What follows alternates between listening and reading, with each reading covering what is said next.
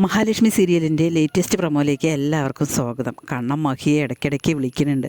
എന്നിട്ട് പറയുന്നുണ്ട്, മഹി, നിന്നെ ഞാൻ ഒരുപാട് ചെന്നായ്ക്കളുടെ അടുത്തേക്കാണ് വിട്ടാക്കിയിരിക്കുന്നത്. എനിക്ക് ഭയങ്കര പേടിയുണ്ട് മഹി, എന്തോ സംഭവിക്കണ പോലെയുണ്ട്. താനില്ലാതെ എനിക്ക് ഒരു നിമിഷം പോലും ഇരിക്കാൻ പറ്റണില്ല എന്നിങ്ങനെ പറയണം കേട്ടോ. അതേസമയം മഹി ഇങ്ങനെ പറയുന്നുണ്ട്, ഒരു കുഴപ്പമില്ല കണ്ണേട്ടാ, അവർക്കൊക്കെ ഭയങ്കര സ്നേഹമാണ്.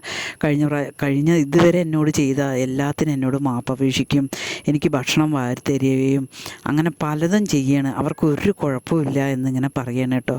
എന്തോ എനിക്കറിയില്ല മഹി, എനിക്ക് ഭയങ്കര പേടിയുണ്ട്, എന്തോ ആപത്ത് വരാനുണ്ട് എന്ന് ഇങ്ങനെ തോന്നുകയാണ്. ഞാൻ ഒരു ദിവസം കൂടി നിന്നിട്ട് വരാം കണ്ണേട്ടാ എന്നിങ്ങനെ മഹി പറയണം കേട്ടോ.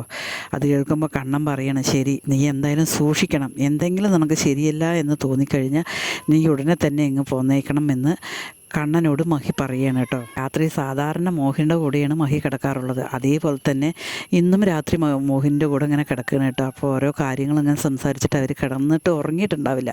അതേസമയം ജനലിൽ ഇങ്ങനെ ഒരു കൈപ്പത്തി കാണുകയാണ് കേട്ടോ. പെട്ടെന്ന് തന്നെ മോഹിനി പറയും, അയ്യോ ഇതെന്താ അത്, കള്ളനാണല്ലോ മോളെ എന്നിങ്ങനെ പറയണം കേട്ടോ. പെട്ടെന്ന് തന്നെ പ്രതാപനെ വിളിക്കട്ടെ ഞാൻ എന്ന്, പ്രതാപേട്ടൻ എന്തായാലും ഞാൻ വിളിക്കട്ടെ പറഞ്ഞിട്ട് പ്രതാപനെ വിളിക്കുകയാണ് കേട്ടോ.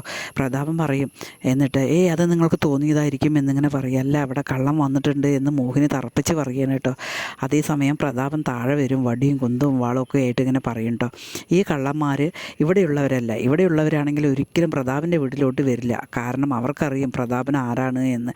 അതുകൊണ്ട് ഇത് ഇവിടെയുള്ളവരല്ല, ഇത് പുറത്തുള്ളവരാരോ ആണ് എന്നിങ്ങനെ പറയണം കേട്ടോ.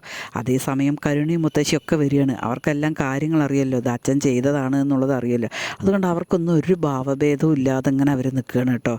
അതേസമയം മഹി ഇങ്ങനെ പുറത്തേക്ക് വരികയാണ് കേട്ടോ. പുറത്തേക്ക് വരുമ്പോൾ മഹിയുടെ ചുറ്റുപാട് തന്നെ ഇവരെല്ലാവരും നിൽക്കുന്നുണ്ട്.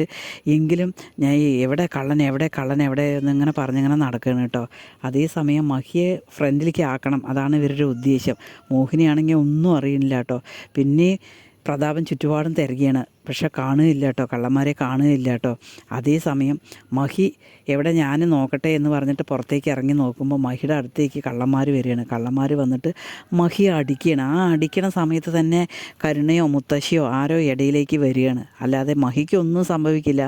അവരിൽ ആർക്കോ ഒരാൾക്കാണ് ഈ പ്രതാപം വെച്ച കെണിയിൽ അവർ അകപ്പെടുക. അതോടു കൂടിയിട്ടാണ് മഹി കാര്യങ്ങളെല്ലാം തിരിച്ചറിയുകയും ചെയ്യുന്നത്.